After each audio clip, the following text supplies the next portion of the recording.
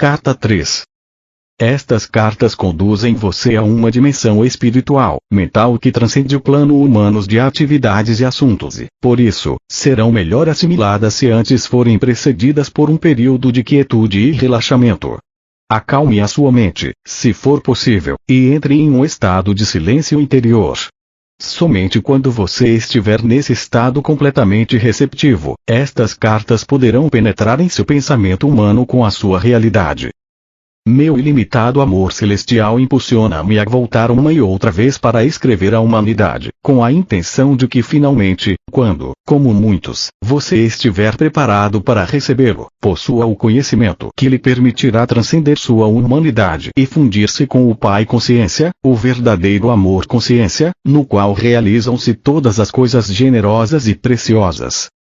Como disse antes e quero reiterar, toda a minha missão na Terra foi impulsionada pelo amor e foi dirigida somente ao ensinamento da verdade da existência, pois sem este conhecimento não há esperança de redenção do trabalho árduo que a humanidade nasceu para suportar. Eu sei que esta afirmação trará muito pesar aos seguidores sinceros e dedicados da religião cristã e àqueles que concentraram sua fé inteiramente na pessoa de Jesus. Mas digo a verdade. Para que você consiga desfazer-se da condição humana que o impede de compreender plenamente a verdade universal e a verdadeira natureza da condição espiritual humana que eu chamei de Reino de Deus, você deve afastar-se dos velhos dogmas de salvação pelo sangue do Cordeiro, a Trindade e outras crenças e vir com a mente perfeitamente aberta e receptiva para a verdade da existência. Nenhuma outra salvação é possível.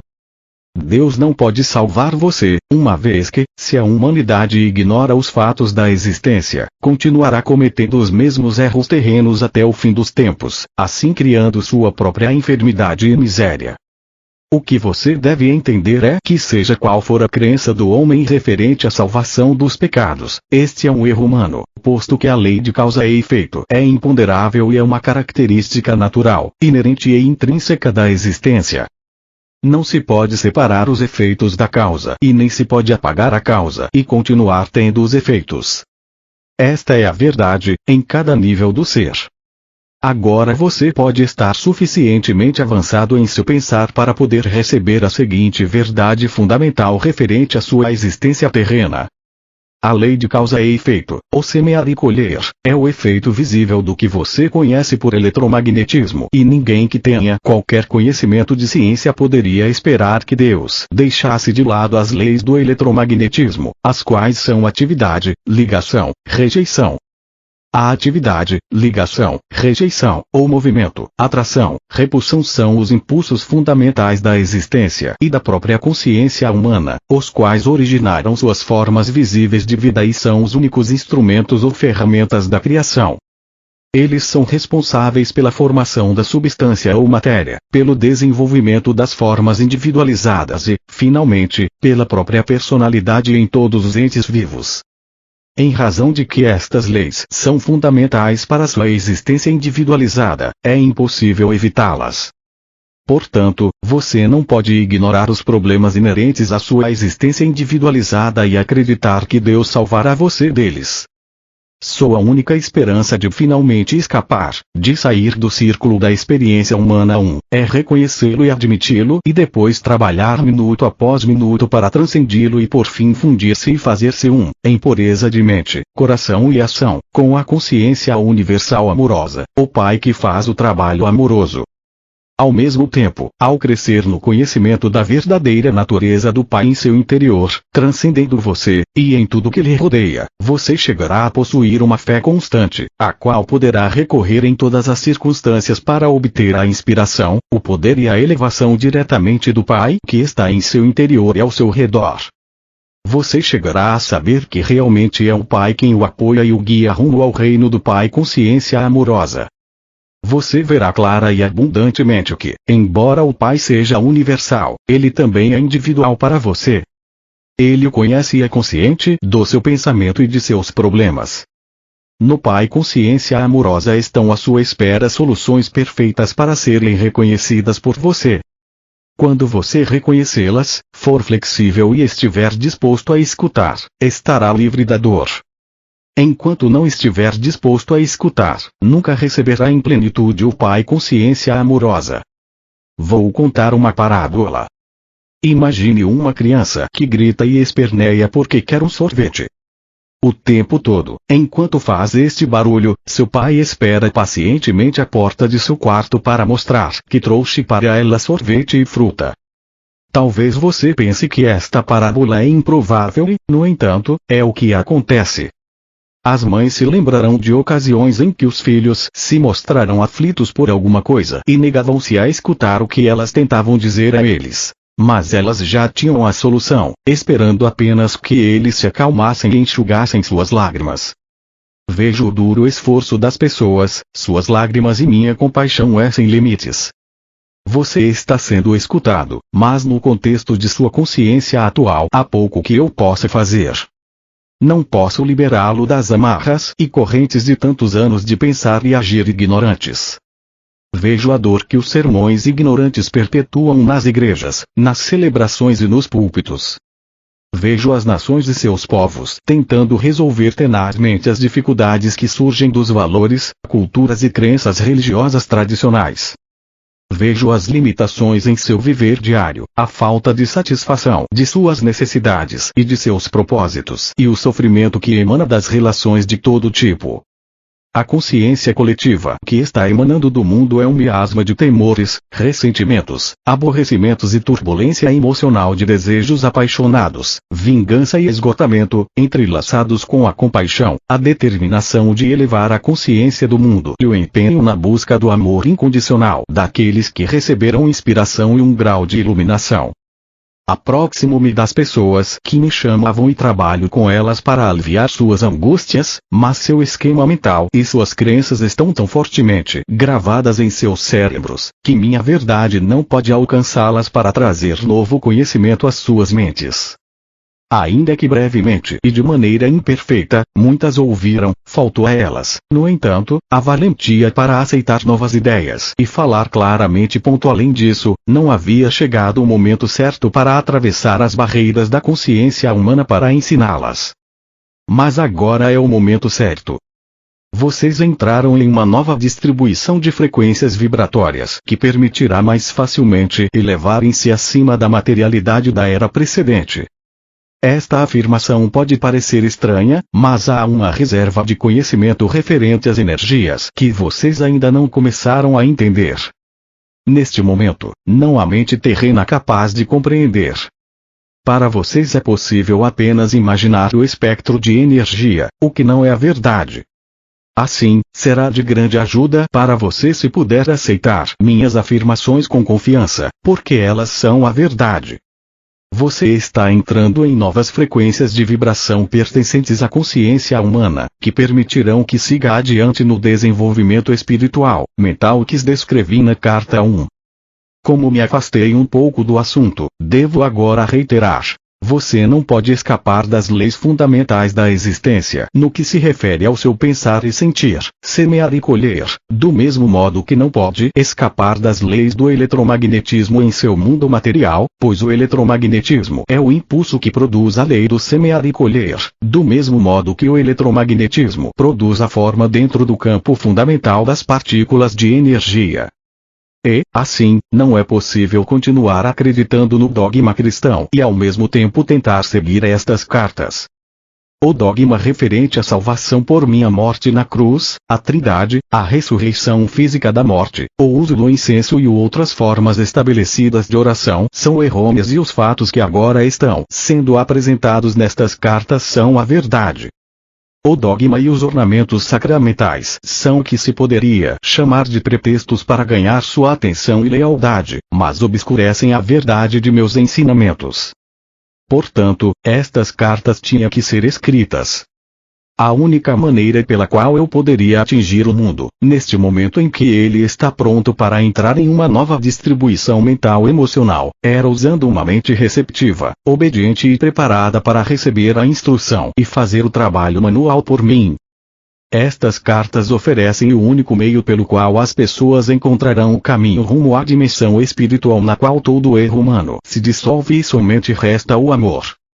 Qualquer outra coisa que possa ser dita é puramente racionalização e razão humanas, e estas não são a verdade. As pessoas estão buscando novas formas de solucionar velhos problemas, particularmente na América, mas até que compreendam a verdadeira natureza da vida, do ego e das leis da existência, apenas aumentarão a força do ego e sua dor continuará. Enquanto registro para você nas páginas seguintes a simples verdade que trouxe há 2 milênios, lembre-se de que esta verdade permanece constante e consistente. Portanto, só é possível aprofundar sua compreensão da verdade, não alterá-la. Você se deu conta, enquanto lia as 2 primeiras cartas, de que tudo o que eu falava às pessoas da Palestina era uma consequência direta de ter percebido a realidade da existência no deserto, isto é, de que nada era sólido. Você lembra que em meu estado transcendente, ao olhar as rochas, areias, montanhas e águas do Mar Morto abaixo de mim, tudo parecia ser como um cintilar de partículas. A rocha, areia, montanhas e água distinguiam-se umas das outras simplesmente pela diferença de intensidade do cintilar de partículas e pela aparente densidade delas dentro do clarão. Não há outra maneira pela qual eu possa descrever o que vi, quando estava na Terra, para transmitir os fatos referentes à verdadeira substância da matéria e à aparente construção sólida do mundo. Em linguagem moderna, o cintilar de partículas provavelmente seria chamado de vibração de partículas. Talvez se pudesse combinar os 2 termos e descrever a realidade visível mais fundamental como um cintilar de partículas. Isso transmite o sentido da incandescência luminosa na qual vi as partículas dançarem. Tendo dito tudo isso como introdução para o relato de minhas atividades na Palestina, deixe-me levá-lo para um outro dia, 2000 anos atrás, quando o sol brilhava, o céu estava limpo, azul claro e comecei a subir as colinas com meus discípulos, em uma tentativa de afastar-nos para descansar, meditar e orar. Mas isso não aconteceria. Tínhamos pensado em escapar, porém, apesar de dizer para as pessoas quais eram as nossas intenções, primeiro nós fomos seguidos por uns poucos, que então avisaram outros de que estávamos indo para os montes. Embora tivéssemos pedido que voltassem aos seus lares, os poucos logo se tornaram um grande grupo de pessoas que nos seguia a certa distância. Insistiam em que eu falasse com elas. Você pode se perguntar por que elas estavam tão ansiosas para me escutar. Intuitivamente elas sabiam que eu falava palavras de vida. Sempre mostrei a atividade do Pai ao seu redor e isto deu a elas esperança e ajudou-as a ver o mundo com um novo olhar. Falei do amor e elas se sentiram confortadas. Foi por isso que pude dizer, sabendo que elas me entenderiam e que estariam de acordo comigo. Venha a mim você que está cansado e oprimido e darei a você descanso. Meu jugo é suportável e minha carga leve. Elas sabiam que, quando eu pronunciava estas palavras, o que fazia com frequência, estava comparando as regras e leis dos líderes judeus com a verdade que estava apresentando ao povo. Então, quando as pessoas me suplicaram que ensinasse, o que poderia fazer se não sentar-me sobre uma rocha logo acima delas, e ensinar? Decidi que se elas tinham vindo de tão longe para ouvir-me, escutariam algo que recordariam e possivelmente falariam disso durante a vida toda. Eu sabia que, apesar de tudo que tinha dito a elas acerca do Pai e o Pai Amor, ainda tinham medo de que Deus as rejeitasse. Embora eu tenha tentado ajudá-las a compreender que o Pai de quem falava não era o Deus personalizado que elas adoravam, sabia muito bem que estavam confusas. Mesmo tendo dito uma e outra vez que o Pai estava em seu interior, continuavam preocupadas sobre receber um castigo vindo do alto por acreditarem em minhas palavras. O que deveria ensinar naquele dia? Perguntei ao Pai.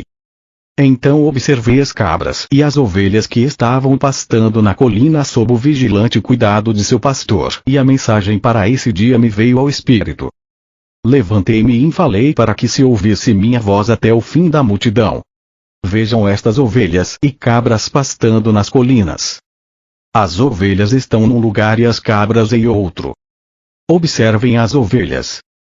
São pacientes e pacíficas entre si, mesmo quando estão apertadas no canto do curral.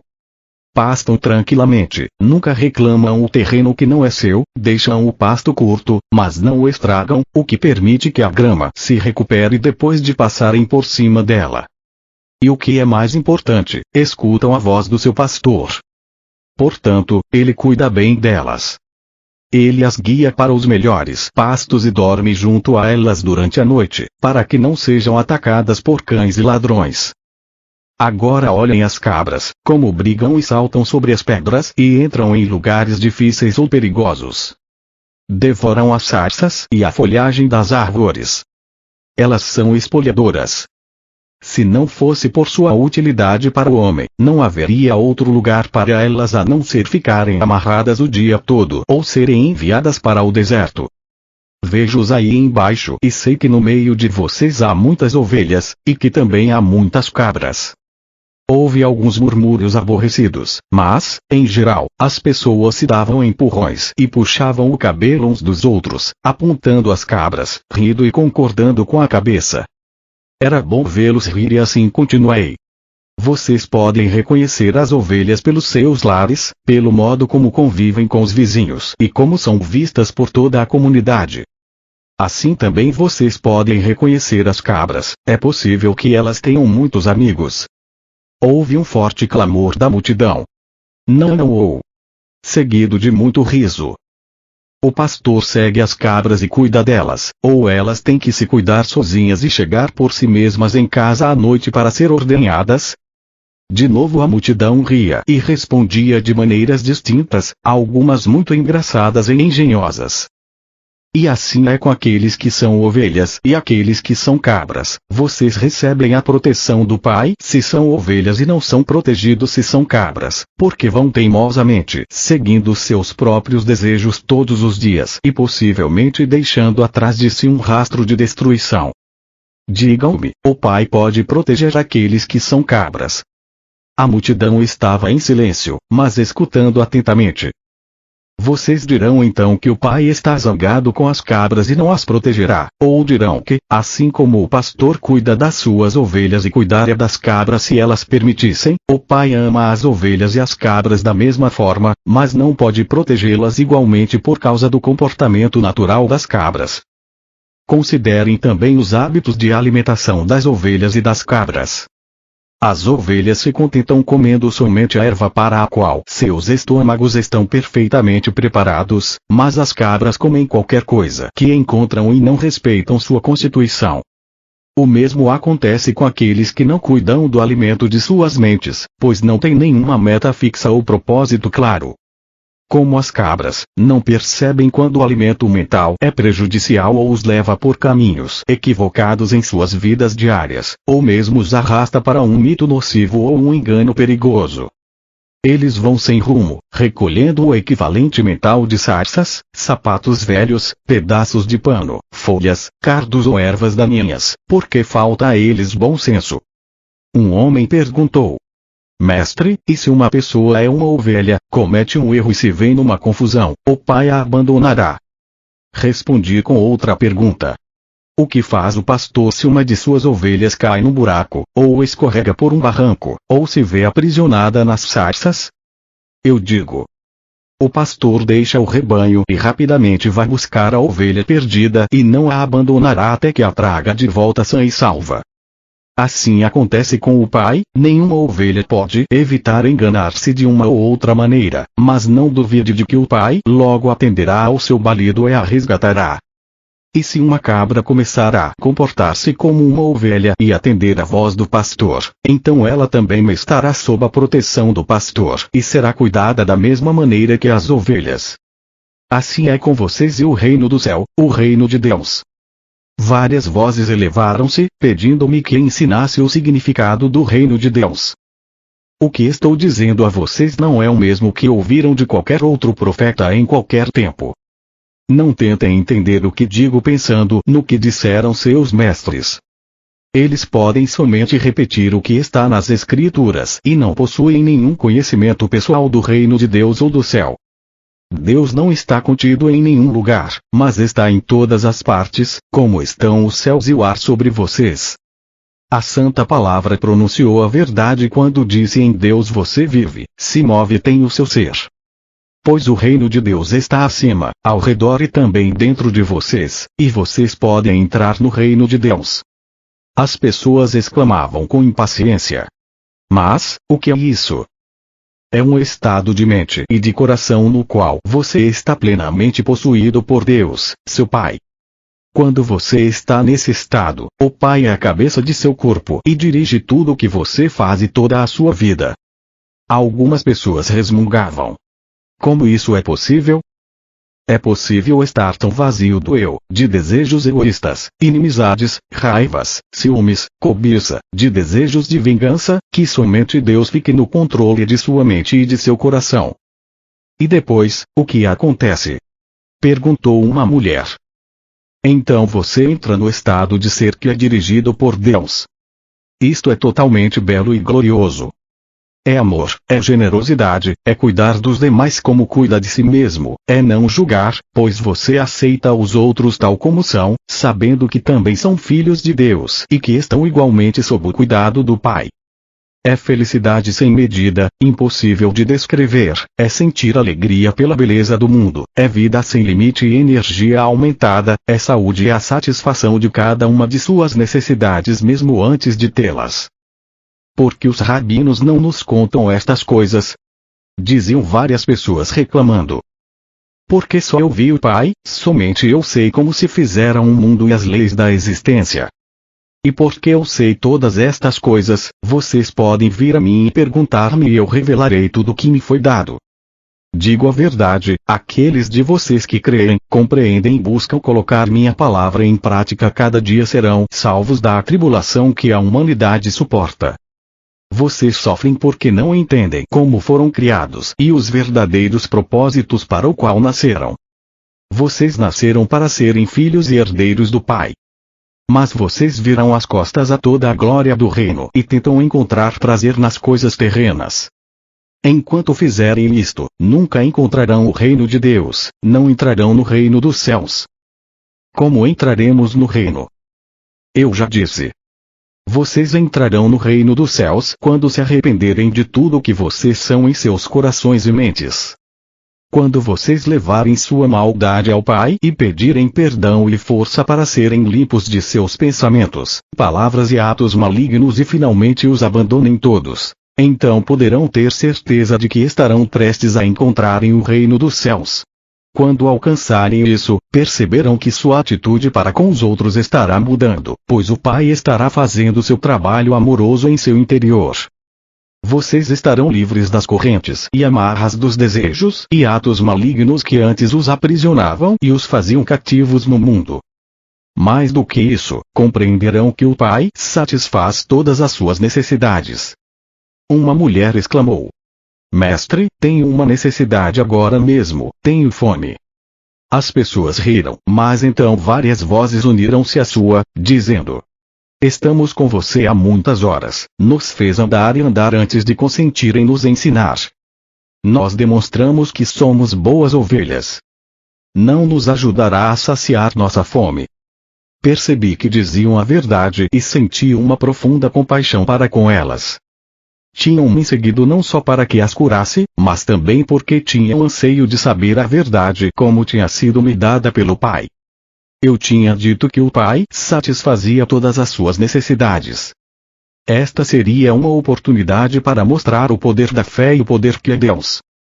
Mostraria a elas que nada é impossível quando verdadeiramente se acredita como eu acreditava e percebia.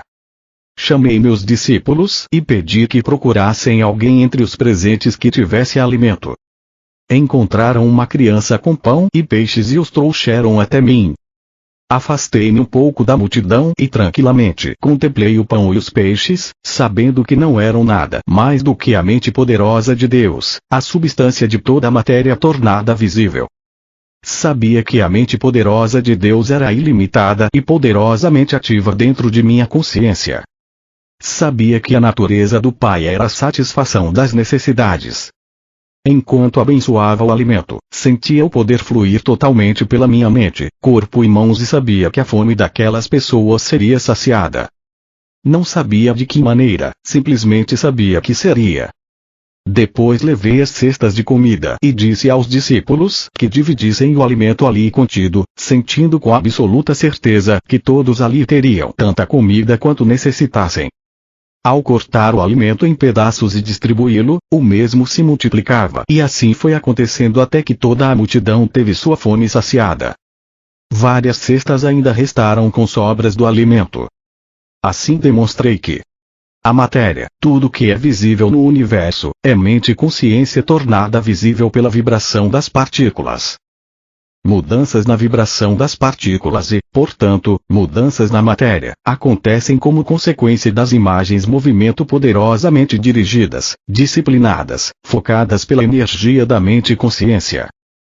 Quando, com uma consciência amorosa, se age puramente para fazer o bem aos outros, os únicos limites ao trabalho amoroso do Pai no mundo são os limites que a mente do homem coloca nesse trabalho.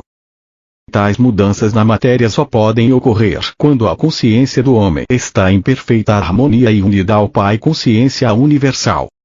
Ainda que assombrados por receberem o alimento desta maneira, as pessoas e meus discípulos não compreenderam como tal coisa tinha se realizado. Apenas puderam concluir que era o maior milagre que tinham visto. Isto também confirmou para eles a crença de que eu era o Filho de Deus. Numa outra ocasião, eu estava sentado debaixo de uma árvore nos arredores de Betesda, rodeado por aqueles que tinham trazido seus doentes para que fossem curados. Como sempre, maravilharam-se ao vê-los recobrarem a vida e a saúde e perguntavam-se como tais milagres podiam ser feitos. Outra vez tentei fazer com que compreendessem o poder da fé. Nos evangelhos está escrito que eu disse que se um homem possuísse a fé do tamanho de um grão de mostarda, poderia mover montanhas. Esta afirmação é uma interpretação errônea do que verdadeiramente eu disse e revela o pouco que meus discípulos e os evangelistas compreendiam dos meus ensinamentos quando nós estivemos na terra. Se alguém tivesse a fé do tamanho de um grão de mostarda, o que significa isso? Como se pode medir a fé de tal maneira? Fé é fé. É um poder de total convicção que toma conta da mente e não pode ser submetida a um tamanho. A fé, que surge de sua necessidade de crer em algo, porque tal crença servirá a seus propósitos de algum modo, pode ser poderosa e forte, mas nunca pode ser estimada com um conceito de tamanho. A crença é ainda mais forte. A crença é o fruto do ouvir dizer e da lógica. Porque você ouviu alguma coisa e está convencido de que o que ouviu ou leu é verdade, desenvolve uma profunda crença no que ouviu. Você crê que é verdade. Você crê de uma maneira total e completa que desafia qualquer contradição. Constantemente eu dizia às pessoas: creiam que receberão, e receberão. Contudo, eu sabia que seria quase impossível que as pessoas algum dia tivessem a fé para realizar milagres, pois não importava o quanto explicasse a verdade, elas nunca teriam o intenso conhecimento que me foi dado no deserto. Mas agora relato em alguma medida a história de minha permanência na Terra, na Palestina, com a intenção de que você, meu leitor, comece a perceber e a compreender o conhecimento que me foi dado durante minha iluminação. Minha intenção é dar a você conhecimento. Saber algo de ouvir é o que se ouve de alguém, mas não se pode comprovar realmente que seja verdade.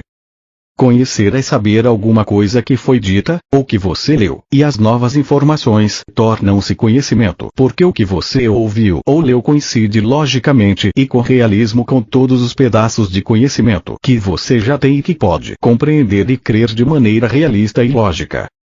Você sabe que o que sabe é verdadeiro.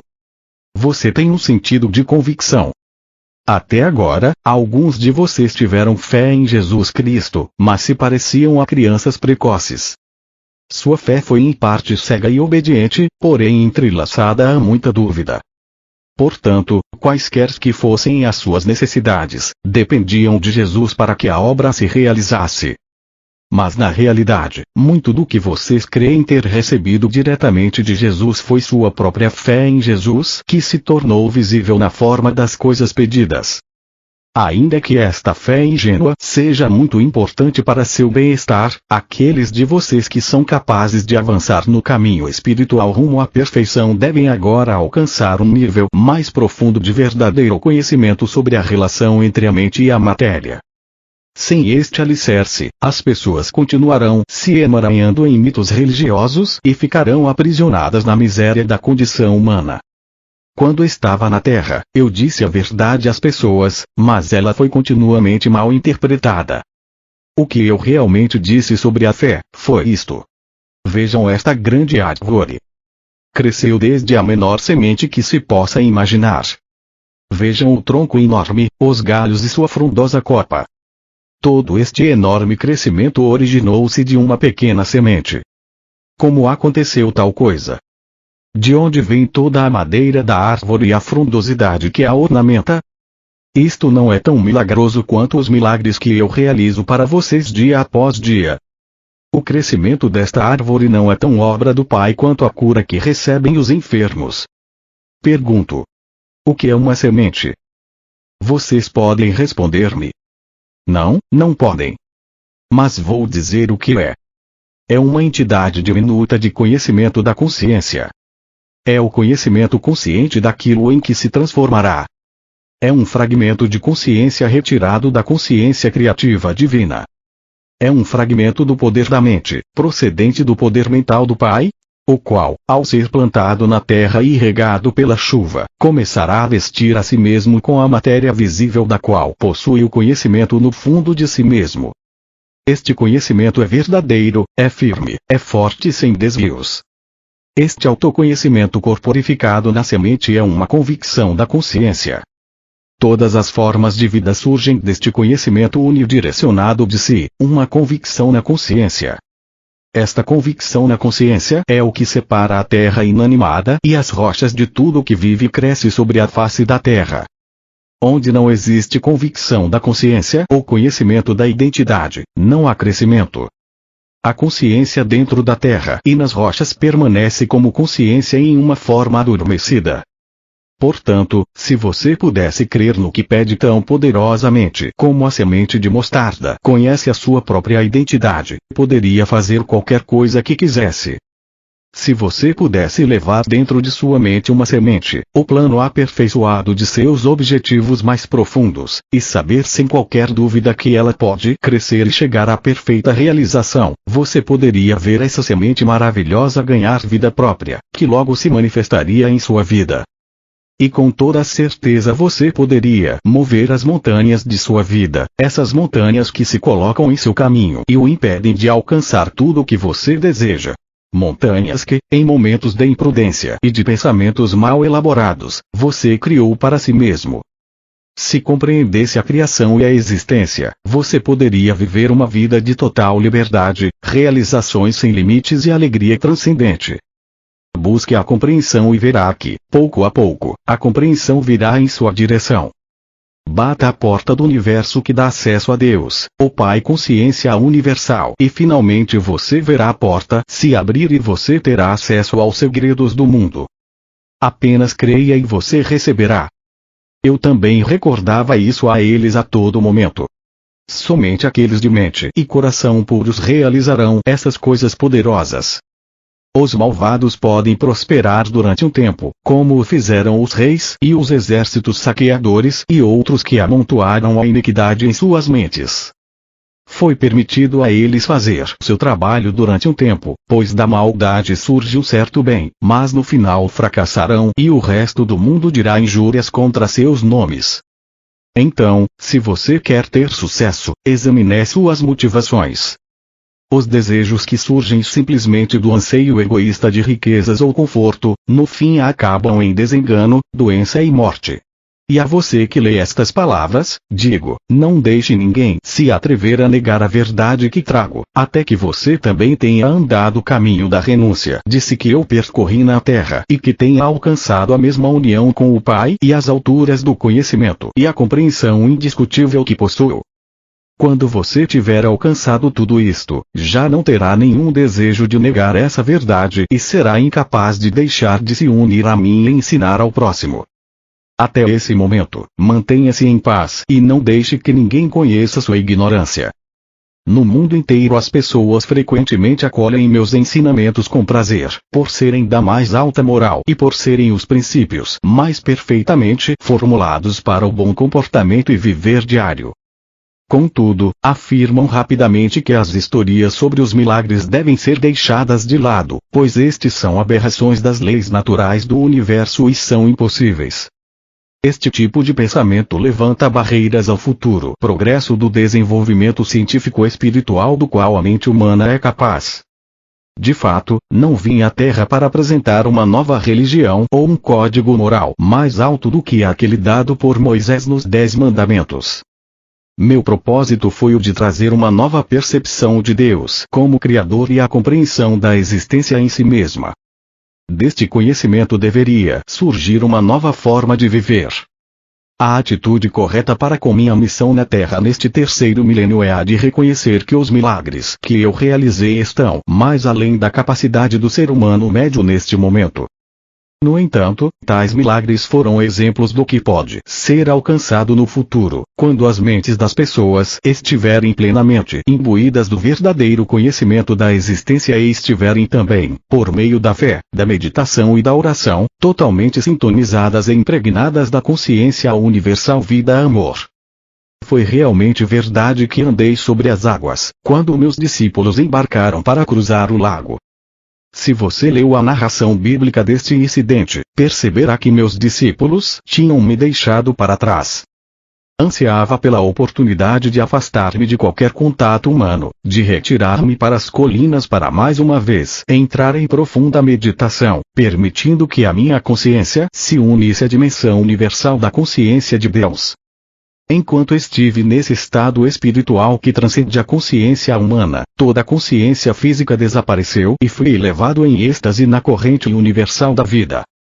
Soube que a vida universal era tudo, que a vida era a realidade de meu ser e que tudo o mais eram aparências mutáveis, transitórias da vida universal, tornadas visíveis. Senti que eu era a própria vida e que ao introduzir-me na consciência da vida, mais além da consciência terrena, as leis que governavam meu ser físico eram transcendidas e já não se aplicavam à carne e ao sangue de meu corpo humano.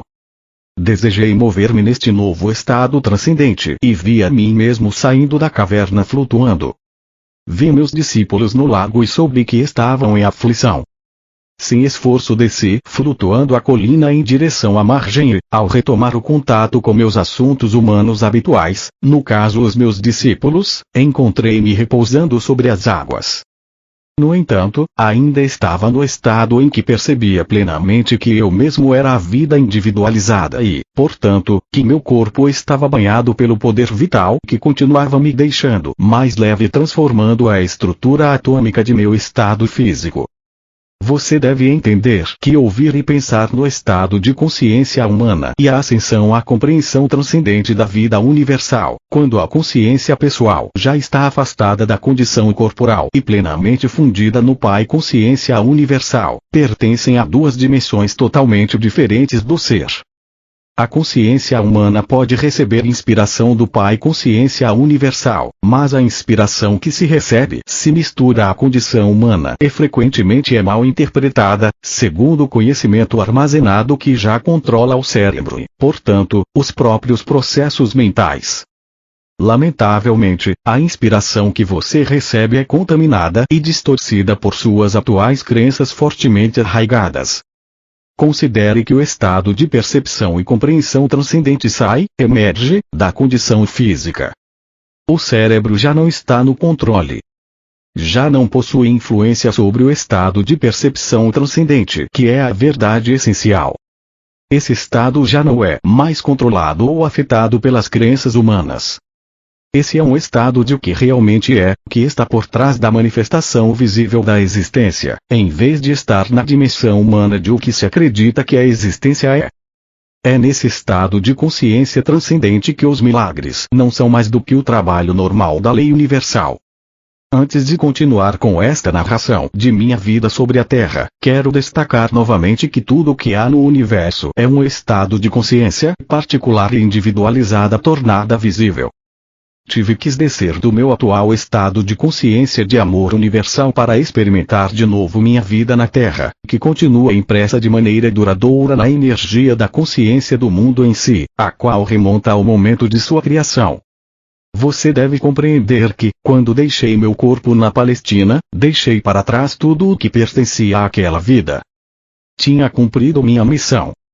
Portanto, quando morri na cruz fui libertado, fui levado em luz gloriosa para participar da luz, para ser a luz e para regozijar-me na luz, que é amor universal, vida, beleza, harmonia, ventura e êxtase.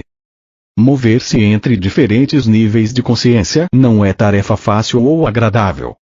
É somente porque minha missão na Terra não ficou completa, quando morri na Palestina, que volto agora para ajudar você a preparar sua entrada na nova era, uma fase nova da existência individualizada na Terra. Talvez você compreenda o que quero dizer com o desconforto deste empreendimento, se tentar recordar-se de alguma profunda tristeza que sentiu em sua vida e puder observar que sua reação atual possui quase um mesmo grau de tensão e estresse emocional da ocasião em que tal acontecimento se deu. Refletir sobre algum sofrimento ou tristeza passada trará a você vontade de chorar. Você sentirá a depressão e a antiga angústia retornando ao reviver aquele momento em sua imaginação.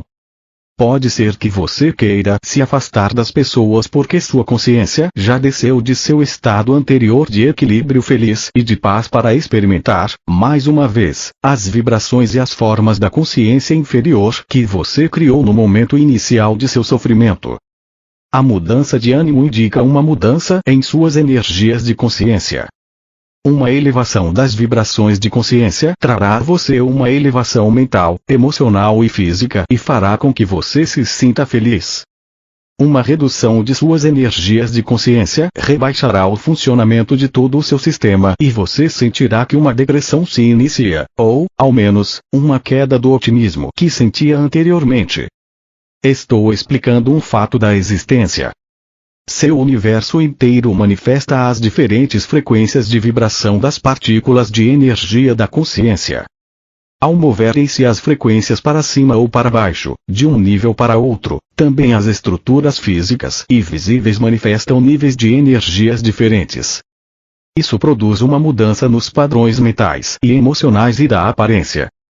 Ao descer do meu estado de consciência para voltar a entrar nas condições de meus tempos na Terra, o que me move é tão somente meu amor pela humanidade. Faz 2000 anos que os cristãos estão revivendo o trauma de minha crucificação. Alguns, inclusive, experimentaram o estigma, que nada mais é do que uma resposta emocional histérica e mórbida àquilo que acreditam que suportei. Essas pessoas se superexcitam até viverem picos emocionais próximos ao frenesi, imaginando a angústia dos meus sofrimentos antes de minha morte. Sua gratidão emocional pelo que suportei lança-os em um estado de estresse físico. Isso está sendo escrito no dia de Sexta-feira Santa e vim especialmente para falar acerca de minha crucificação. Vim para dizer que você deve abandonar todo o drama referente à recordação daquele dia. Morri, isso foi, para mim, uma libertação maravilhosa. Já é tempo de que as pessoas acordem de seu longo sonho e compreendam a existência como ela realmente é, e a verdade a respeito de minha crucificação, a qual esteve oculta até este momento. Na Sexta-feira Santa, ano após ano através dos séculos, pelo mundo todo, foi criado um estado de ser de consciência traumática e contaminada. Este estado está tão longe da dimensão espiritual da consciência criativa universal quanto o inferno está distante do céu. Agora escolhi reviver minha vida sobre a terra no personagem de Jesus através da mente de alguém que recebe minhas palavras. Isto tem como finalidade ajudar o mundo a avançar rumo a uma nova fase de desenvolvimento espiritual mental. Por isso, peço àqueles que possam receber minhas palavras que abandonem esta prática de recordar minha morte e de exercitar a abnegação física durante o jejum da Quaresma para recordar meus 40 dias no deserto. Como você pode perceber pelo que digo, meus dias no deserto foram de grande felicidade e bem-aventurança espiritual. Muitos acontecimentos de grande significado espiritual ocorreram justamente antes de minha morte. Eles são exemplos magníficos das grandes leis cósmicas em ação dentro de sua dimensão de existência. Agora estou lhe dando uma breve narrativa desses acontecimentos importantes. Meu propósito é o de iluminar completamente sua mente e dar conhecimento mais além de qualquer conhecimento recebido por qualquer outra pessoa em seu universo. Quando comecei a preparar os meus discípulos para a minha morte que se aproximava, tive uma tarefa terrivelmente difícil. Custava muito a eles conter o choque e o assombro. Pensar que eu seria crucificado como um criminoso comum era repugnante, inexprimível e, além disso, não queriam me perder de vista. Tinha-os chamado para seguir-me e abandonar suas vidas, as quais tinham sido bastante prósperas. Tinham abandonado suas famílias e seus lares para refazer suas vidas ao meu lado e de meu trabalho. Tinham se orgulhado de meu caminhar pelas cidades. Tinham estado dispostos a juntar-se a mim e eram conhecidos como meus discípulos, apesar da rejeição e a dura crítica dos líderes religiosos. E mais ainda, amavam-me e respeitavam-me tanto pela forma como eu vivia meus próprios ensinamentos, como pela maneira como curava tantas pessoas com compaixão e pelo consolo que trazia às suas vidas desventuradas. Acreditavam verdadeiramente que eu era o Filho de Deus. Como o Filho de Deus podia acabar na cruz? Perguntavam-se. Aumentava o espanto com cada pergunta. Era impensável. Sentiam que um tremendo vazio se abria diante de suas vidas, uma enorme cratera na terra onde pisavam e uma vasta extensão de instabilidade e de falta de propósito dentro deles mesmos. Não se atreviam a contemplar a minha futura crucificação da qual eu falava. Tal acontecimento destruiria tudo aquilo em que tinham acreditado com todo o seu coração. Desta maneira, meus discípulos resistiam muito fortemente ao que eu tentava dizer e afirmavam repetidamente que tal coisa nunca poderia ocorrer. Agi com firmeza contra suas teimosas negativas e finalmente sentiram-se obrigados a silenciar seus argumentos e a aparentemente aceitar que tal coisa poderia ser possível. Disse a eles que depois de minha morte me veriam de novo e que esperava que continuassem o trabalho que eu tinha começado. A dor e as discussões que eu tinha provocado entre meus discípulos também me afetaram profundamente. Não era tarefa fácil ir a Jerusalém, onde o meu destino me esperava. Acima de tudo, perguntava-me se estaria à altura daquele grande desafio para a resistência. Seria capaz de transcender a condição física e entrar no Pai Consciência Universal e ali ficar até morrer? Às vezes eu me sentia profundamente assustado diante do Calvário, mas não me atrevia a revelar esse temor a meus discípulos. Assim, comecei minha última viagem em direção a Jerusalém com grande confusão de sentimentos. Por um lado, estava cansado de curar, falar e ensinar as pessoas que me escutavam boquiabertas e não tinham nenhuma real compreensão do que eu tentava dizer.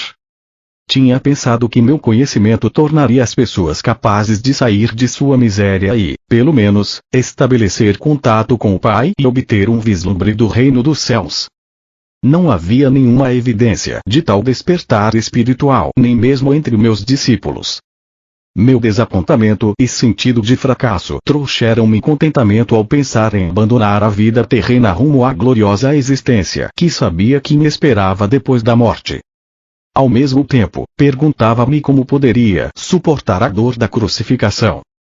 Ao longo de minha missão, meu estado mental era mais ou menos pacífico e consistente, frequentemente em júbilo, com os pensamentos focados no Pai Consciência Amorosa, autor de todo ser, sabendo que bastava pedir e o que pedisse rapidamente seria manifestado. Eu seria capaz de manter minha serenidade, quando fosse apresentado diante do conselho, levado para a crucificação, pregado na cruz com meu peso pendurado pelas minhas mãos. Como estava dando lugar a dúvidas e temores, o nível normal das frequências de minha consciência estava baixando. Eu estava descendo novamente as frequências da consciência do plano terreno. Voltei a ser vítima de minha antiga agressividade que me incitava a atos irracionais, que eu não teria sequer considerado quando estava em meu estado anterior de total harmonia com o Pai Consciência Amorosa.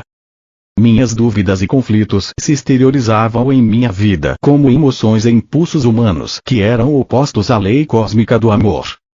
Primeiro aconteceu o episódio da figueira. Tinha fome e fui em direção à árvore, não esperando verdadeiramente encontrar frutas, porque não era a estação de figos. Ao ver que a busca era infrutífera, amaldiçoei a figueira. 24 horas depois, ela havia murchado até as raízes. Foi uma experiência chocante. Era a primeira vez que minhas palavras tinham causado dano a algo. Contudo, mostrou claramente a meus discípulos o poder do pensamento para o bem ou para o mal. Demonstrou que quanto mais espiritualmente evoluída é uma pessoa, maior é o impacto de suas palavras no meio ambiente. Aproveitei a oportunidade para explicar aos meus discípulos que eu tinha me comportado de maneira irrefletida, como faz a maioria dos homens e mulheres que, tendo grandes expectativas, não consegue o que quer. Essas pessoas costumam reagir com raiva, lágrimas e até com palavras fortes que podem ou não significar um desejar mal ou maldizer a pessoa que tenha negado o que eles desejavam. Eles já tinham visto por eles mesmos o que a minha maldição tinha causado à figueira. Agora deveriam compreender que, tendo uma forte convicção, poderia ser concedido a eles qualquer coisa que pudessem desejar ou imaginar, mas também deveriam estar constantemente conscientes de sua própria condição mental, emocional. Não deveriam guardar rancor dos outros, mas sim perdoar rapidamente, do contrário, poderiam causar muito mal àqueles com quem estivessem ressentidos. E isto seria devolvido a eles no devido tempo, como a colheita do que semearam. E mais ainda, tal como é a semeadura, assim é a colheita. Sabia que o que eu tinha causado à figueira inevitavelmente retornaria para mim de uma ou outra maneira. Então levei os meus discípulos para o templo. Muitos anos tinham se passado desde que eu tinha estado lá e sabia que minha visita serviria para desencadear os acontecimentos que levariam à minha crucificação. Algumas pessoas me reconheceram e comecei a ensinar em resposta a seus pedidos. Foram se juntando mais pessoas e os agiotas se amontoaram, começando a reclamar. Seus gritos e queixas barulhentos interromperam a linha de meu pensamento enquanto ensinava. De repente, a cólera tomou conta de mim. Havia ali pessoas sérias que me rodeavam e desejavam ouvir palavras de vida, as quais em breve não poderia mais pronunciar, e ali estavam mercadores que viviam vendendo animais para os sacrifícios que não beneficiavam ninguém. Aqueles homens somente traziam dívidas e miséria às pessoas. Senti o sangue subir-me à cabeça, empurrei as mesas espalhando o dinheiro e expulsei do templo os homens de coração duro. Então houve uma tremenda comoção de gritos e lamentações. Alguns brigavam para apanhar o dinheiro. Os mercadores amaldiçoaram-me chamando-me de malvado, dizendo que eu fazia o trabalho de Beelzebul e outros 1000 demônios mais. Os sacerdotes, os fariseus e todas as pessoas que valorizavam os sacrifícios do templo vieram correndo para averiguar a causa do barulho e da confusão. Ouviram a história dos mercadores e se sentiram tão ofendidos com meus atos que se lançaram aos gritos em condenações e lamentos para assim impressionar os sacerdotes, cada um protestando mais alto do que seu vizinho, demonstrando seu horror pelo que eu tinha feito. Nunca antes tinha se visto tal coisa no templo. Até mesmo aqueles que antes tinham me escutado estavam incomodados pela minha obstinação e se perguntavam que tipo de homem eu poderia ser. Estavam juntos vendo os acontecimentos quando os sacerdotes e fariseus se aproximaram e os convenceram de que eu tentava destruir tudo aquilo no que acreditavam, pregando um Deus falso, totalmente contrário a qualquer coisa que tinham ouvido falar nas sinagogas. Os sacerdotes passaram a eles a sua própria raiva ultrajada e convenceram-nos de que meu pecado também os contaminaria, se continuassem a dar ouvidos às minhas loucuras. Aos poucos, as pessoas se convenceram de que eu era uma má influência e que deveriam afastar-me do caminho antes que eu pudesse transtornar a paz do país e atrair a ira do governador romano sobre toda a Palestina.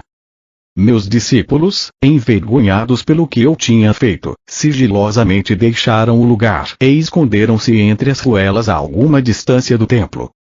Quando mais tarde regressaram para onde eu estava, demonstraram claramente que estavam profundamente incomodados com meus atos.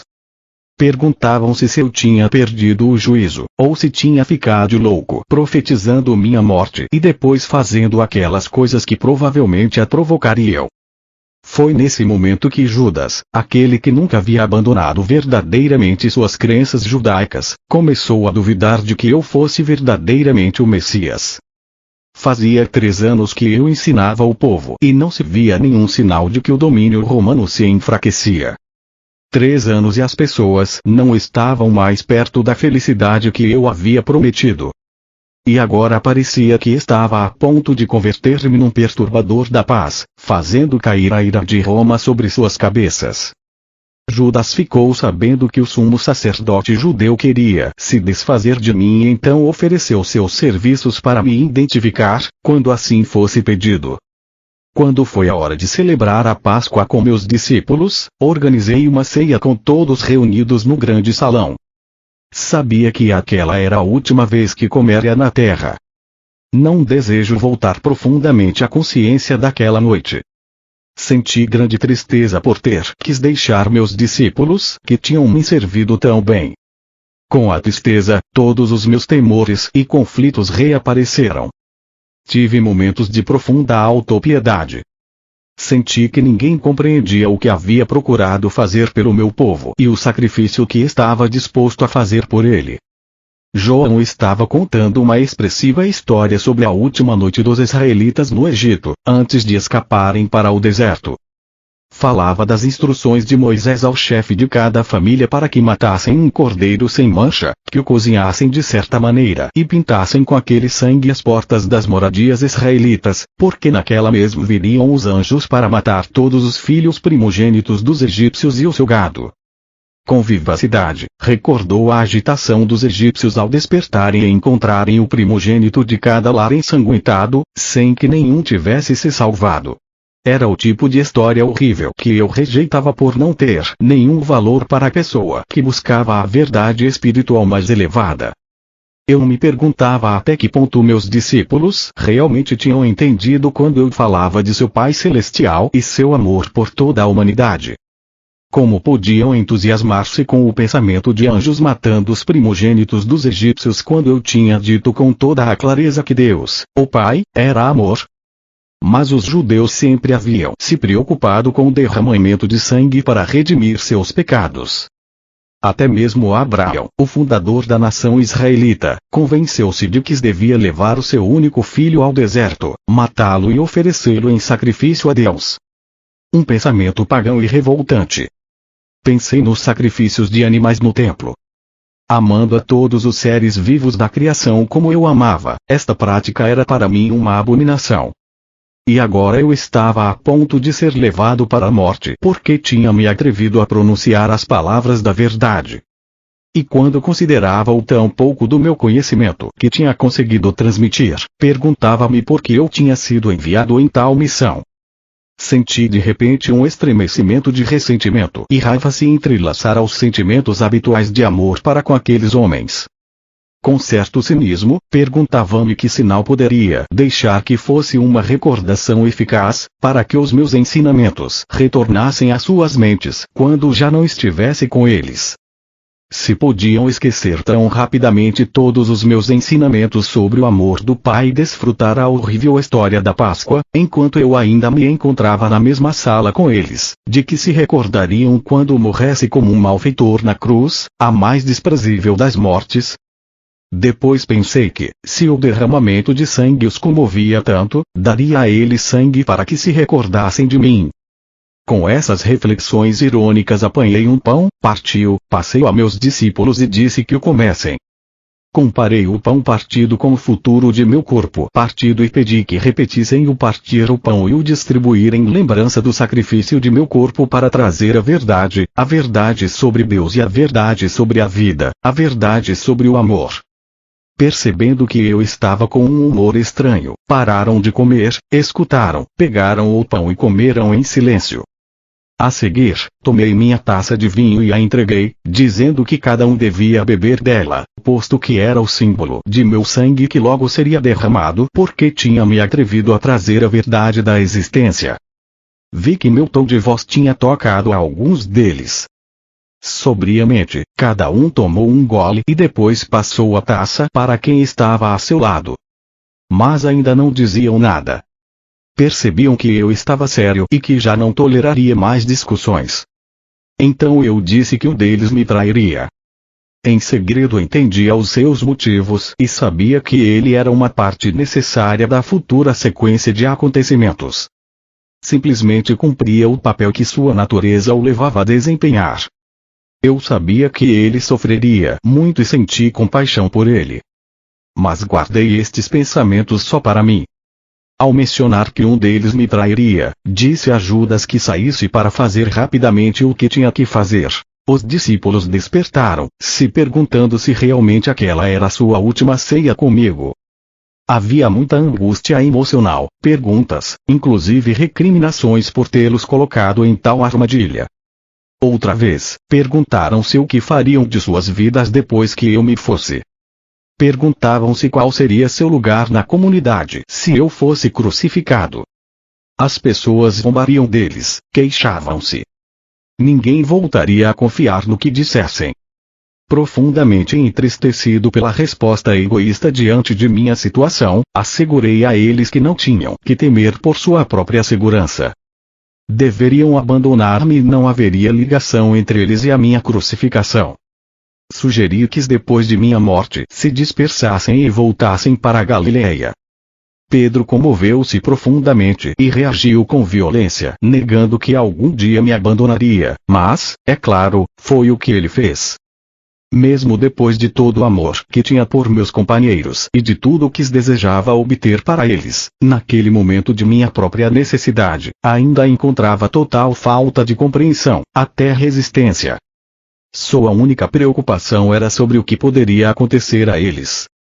Não houve nenhuma palavra amável, oferecimento de ajuda ou angústia pela minha dura prova futura. Como era duro o coração humano, pensei. Quantos penosos séculos teriam que passar antes que a humanidade pudesse ir mais além de sua própria dor e sofrimento para sentir talvez uma faísca de amor e compaixão para com outros desafortunados que se encontrassem numa situação pior do que a deles. Porém, ainda que profundamente decepcionado e mesmo machucado por suas reações egoístas, compreendi-os e procurei dar aos meus discípulos coragem para enfrentar o futuro e assegurei que sempre estaria com eles, mesmo quando estivesse fora de suas vistas. A obra que eu tinha começado seria promovida desde o além. Não os deixaria sozinhos. Conheceriam e sentiriam minha presença e isso os consolaria.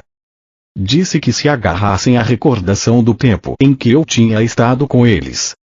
Alertei que haveria muitos que continuariam o caminho com o conhecimento que eu havia dado, mas que estranhos buscariam acrescentar a voz da tradição e da razão aos meus ensinamentos. Minhas palavras seriam tão distorcidas que, finalmente, já não revelariam a verdade original que eu havia trazido ao mundo.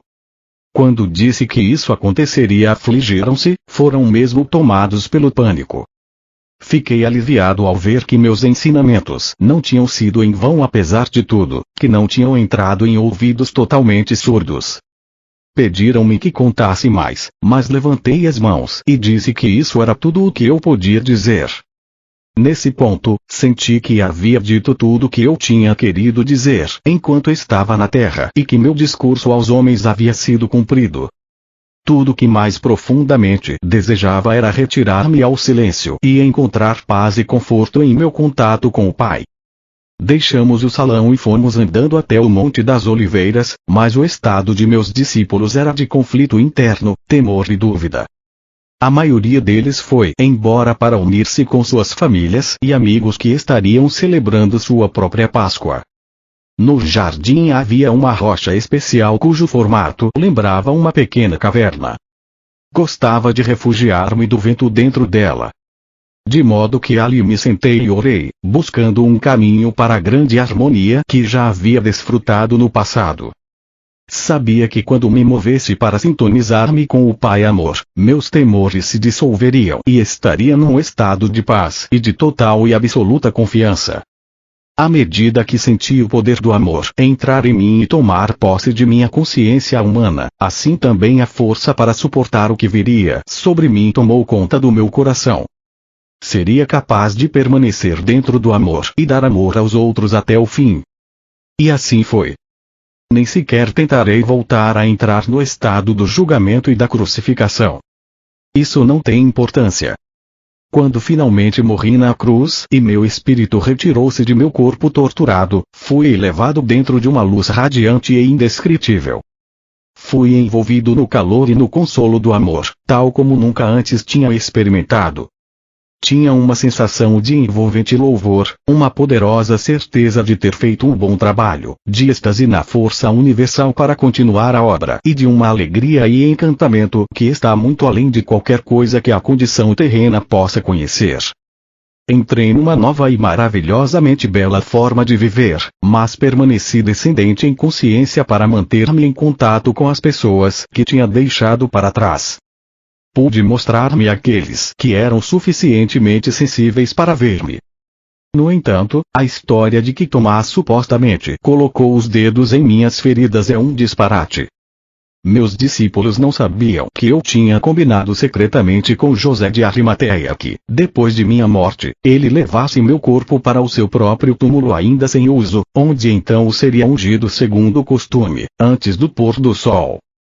Depois, quando a noite chegasse e todos em Jerusalém estivessem cumprindo o sabat, ele, ajudado por 2 serviçais de confiança, a cavalo levaria o meu corpo, às escondidas durante e por caminhos ocultos durante o dia, a uma montanha nos arredores de Nazaré, na Galileia.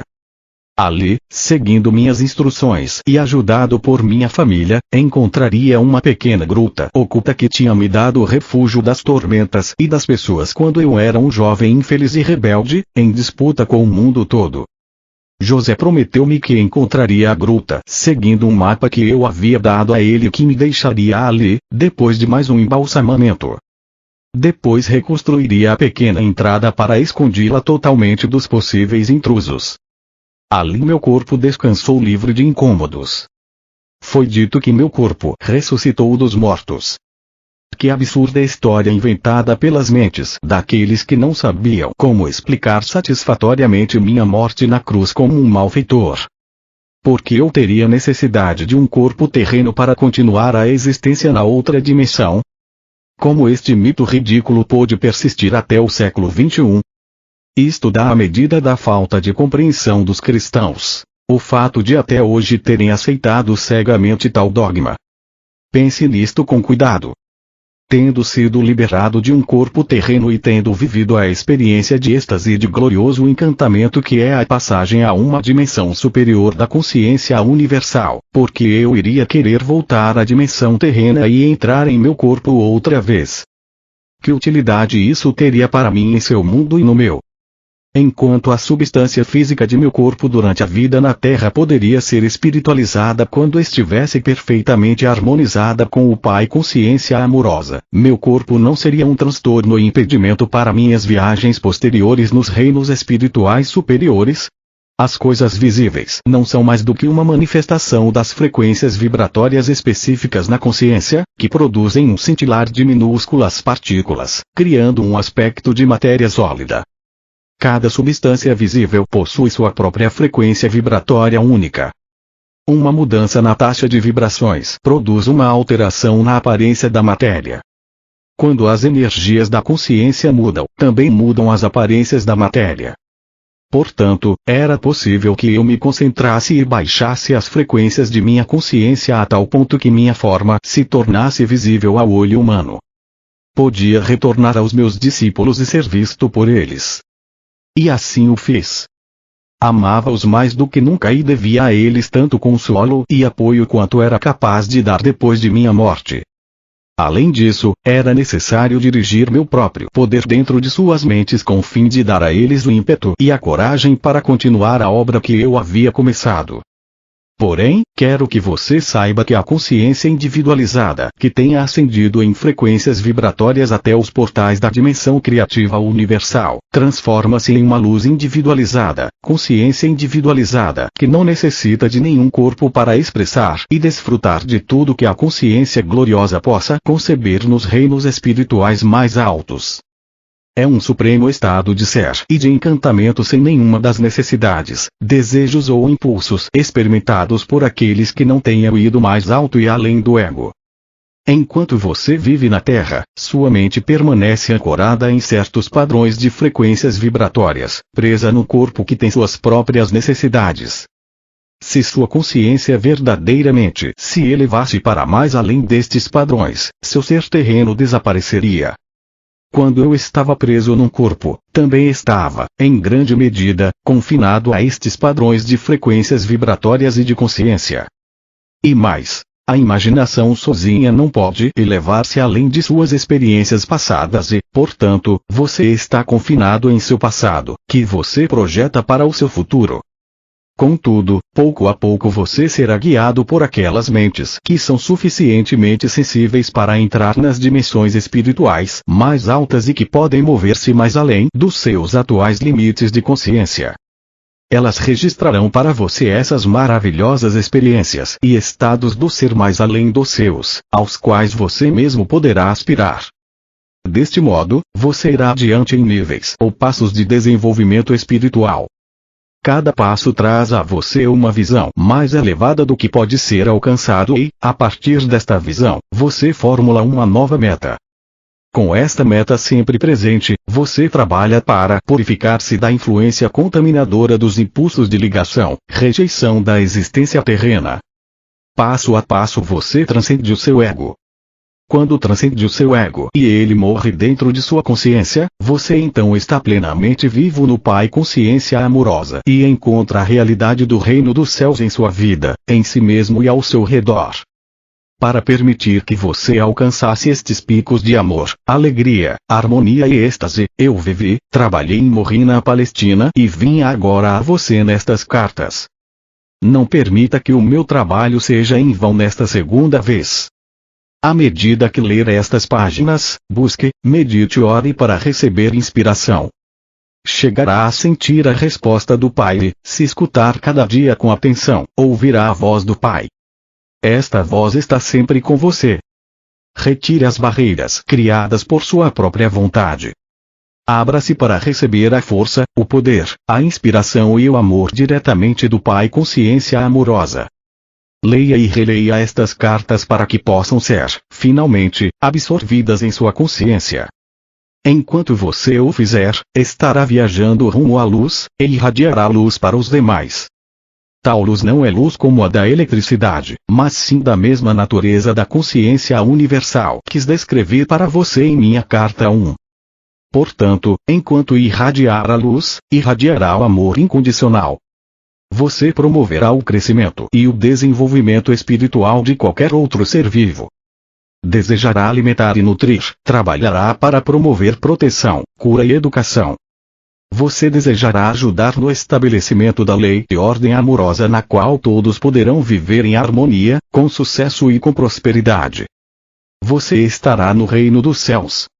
Ao mesmo tempo, não se iluda. Enquanto são dados os passos para apresentar estas cartas ao mundo exterior, haverá exatamente as mesmas recriminações, a mesma condenação, os mesmos falatórios de Satanás, do diabo, como houve quando ensinei na Palestina. Ânimo, reze para ter coragem. Aqueles que suportarem até o final se elevarão por cima da confusão e da violência e descansarão na paz e na alegria do reino.